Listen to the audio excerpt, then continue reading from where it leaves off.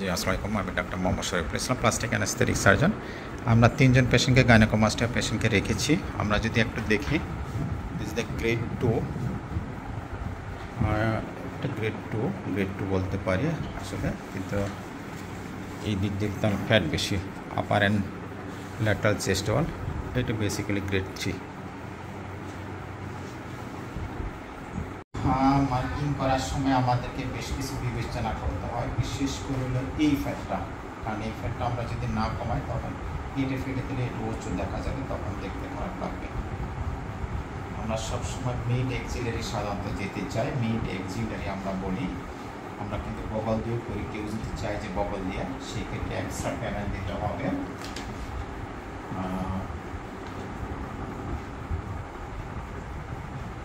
অন্যান্য plastic surgeon সাধারণত এই দিক দিয়ে ফোটা করে যায়।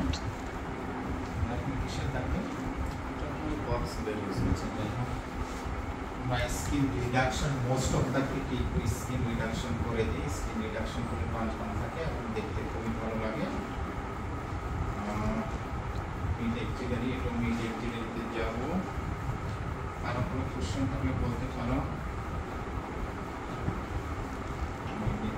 আমরা স্কিন রিডাকশন করবো। স্কিন রিডাকশন মার্কিংটা আসলে বেসিক্যালি করে করি আমরা, জাস্ট দেখানোর জন্য করছি।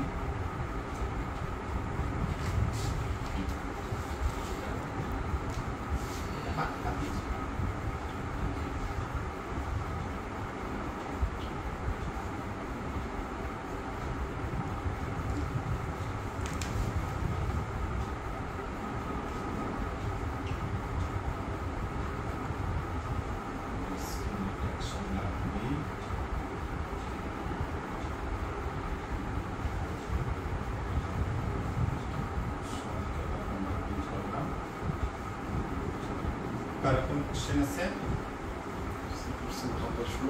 পরে শিখে বসলে কেটে যেতে হবে।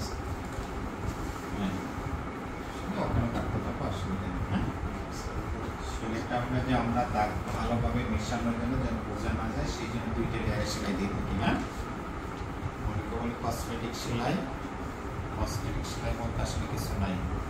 ওকে।